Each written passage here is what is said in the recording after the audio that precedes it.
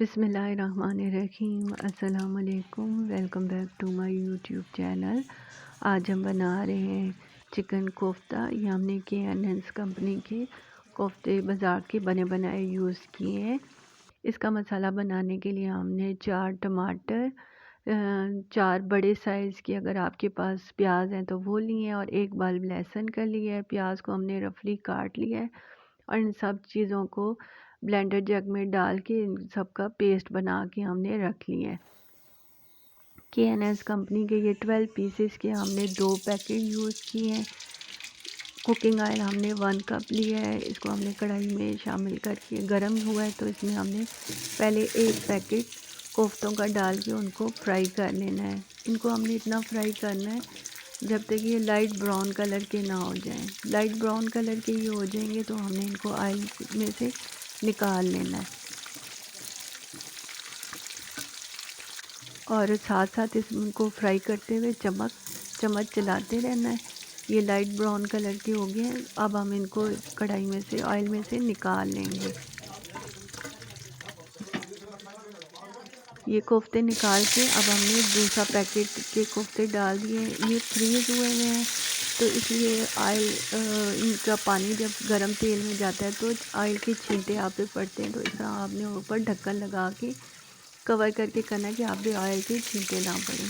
आप पहले उनको फ्रीज़र में से निकाल के अनफ्रीज़ कर लें, लेकिन अगर वो इस तरह फ्रीज़ डायरेक्ट आपने निकाल के बनाने हैं तो आपने इस तरह ऑयल की वजह से एहतियात करनी है उनको ऑयल में डालते हुए। और ये इनको भी हमने ब्राउन कलर के हो गए हैं तो उनको हमने निकाल लिया है।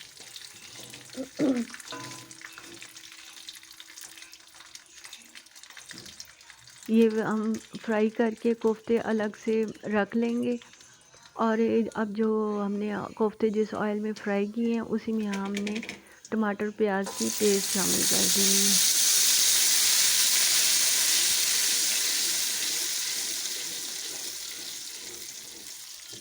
ऑयल गर्म होने की वजह से पहले वो थोड़ा सा, चूँकि उसमें हमने पानी भी शामिल किया है तो थोड़ा सा वो शोर करेगा, लेकिन चम्मच आपने हिलाते रहना और वो फिर नॉर्मल हो जाएगा ऑयल।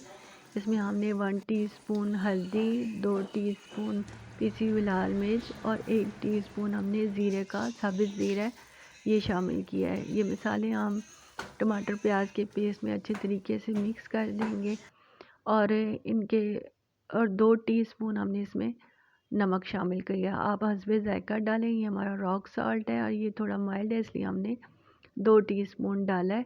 अब इसको, ये मसाले को हम पकने के लिए रख देंगे कि इनका पानी खुश्क हो जाए और टमाटर प्याज भी अच्छे तरीके से पक जाए। इनका हमने पानी खुश्क कर लेना है और ऑयल में इनको हमने फ्राई कर लेना है, टमाटर प्याज के मसाले को, और लहसुन भी बीच में शामिल है। ये अब हमने बिल्कुल से इसका पका लिया ताकि इनका कच्चापन ख़त्म हो जाए। अब ये हमने ऑयल में फ्राई कर लिए हैं, इनका पानी सारा खुश्क हो गया। तो जो हमने फ्राई किए हुए कोफ्ते थे वो हम बीच में शामिल करके 3 गिलास पानी के उसको शामिल करके हम पकाएंगे।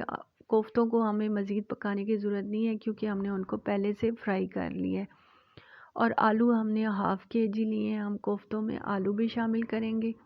ये आलू कोफ्ते का सालन हमारा तैयार होगा। आपको जितनी ग्रेवी रखनी है आप उतना पानी डालें, और आलू को गलाने के लिए जितना पानी चाहिए, और उसको खुश्क आलू गल जाए, और फिर उसके बाद जितना शोरबा आपको चाहिए इतना आप अपनी मर्ज़ी से शामिल करें। ये खाना 8 से 10 लोगों के लिए काफ़ी होगा। ये हमने 15 मिनट के लिए पकने के लिए रख दिए थे। 15 मिनट के बाद हमारे ये आलू भी अच्छे तरीके से गल गए हैं, और ये KN's के कोफ्ते जब शोर शोर उसमें पकते हैं पानी में तो ये अपना साइज़ भी थोड़ा बढ़ाते हैं।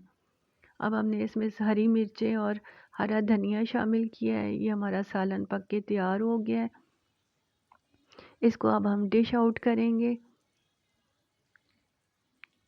ये जो मेरी रेसिपी है, ये जब आपके घर मेहमान आते हैं तो आपको जल्दी में खाना बनाना हो तो ये टमाटर प्याज की जो हमने पेस्ट बनाई है इससे खाना जल्दी तैयार हो जाता है। वरना प्याज फ्राई करें फिर उसके बाद टमाटर को उसमें डाल के पकाना, उसमें खाना पकने में थोड़ा टाइम लगता है, लेकिन इस तरह भी खाना जल्दी पक जाता है और खाना जायके में अच्छा भी बनता है।